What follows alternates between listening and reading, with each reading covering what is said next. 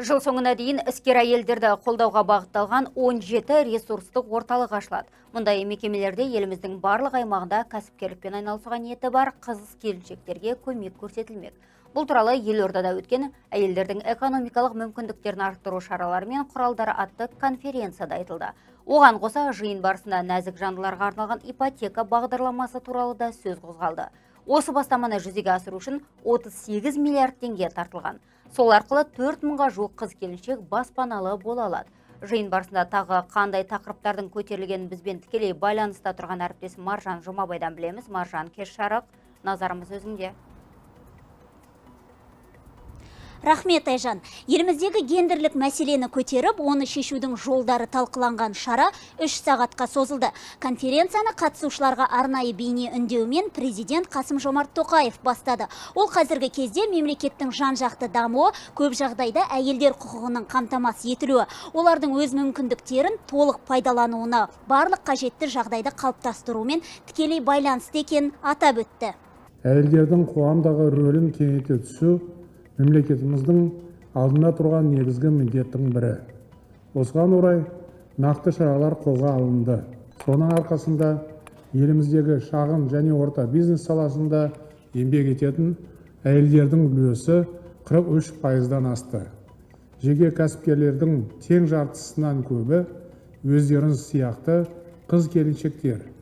Іскер аруларымыздың арқасында 1 миллионнан астам азаматымыз тұрақты жұмыспен қамтылып отыр. Іс-шара аясында ұлттық экономика министрлігі, Атамекен ұлттық кәсіпкерлер палатасы мен президент жанындағы әйелдер істері және отбасылық демографиялық саясат жөніндегі ұлттық комиссия арасында 3 шақты меморандумға қол қойылды. Осылайша іскер азаматшалар кәсіпкерлігін дамыту бағытында жұмыс істейтін 17 орталық құру көзделіп отыр. Оның мақсаты өңірлердегі нәзік жандылар арасындағы жұмыссыздықты азайтып, бизнеске тарту. Әйел азаматтардың экономикалық тұрғыдан өзінің белсенділігін нығайту үшін бүкіл Қазақстанда 17 ресурстық орталықтар ашылу керек.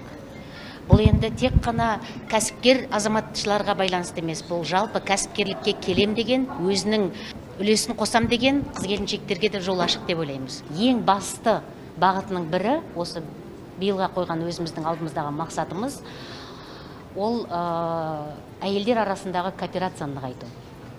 Сонымен қатар ұлттық экономика министрі әйелдер бизнесте бағдарламасының жалғасын табатын айтты. Бүгінгі таңда министрлік пен Еуропалық қайта құру және даму банкі арасындағы ынтымақтастық аясында 300-ге жуық іскер әйелге көмек көрсетілді. Сонымен қатар 21 мыңнан астам азаматшаға өз бизнестерін бастау үшін 35,4 миллиард теңгеге несие берілген. Енді біз бұл бағдарламаны жалғастыру үшін аталған банкпен 2025 жылға дейін келісімшарт жасалды.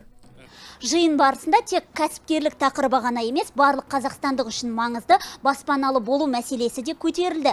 Жақын арада отбасылы банк мен Азия даму банкі бірлесіп, әйелдерге ипотекалық несие беру бағдарламасын іске қоспақ. Осы мақсатта Азия даму банкінен 38 миллиард теңге қаражат тартылған. Банк бұл ақшаның есебінен 3970 әйелді тұрғын үймен қамтамасыз етуді жоспарлап отыр. Айжан, конференцияда қозғалған барлық мәселені мұндай қысқа уақыт аралығында айтып беру мүмкін емес.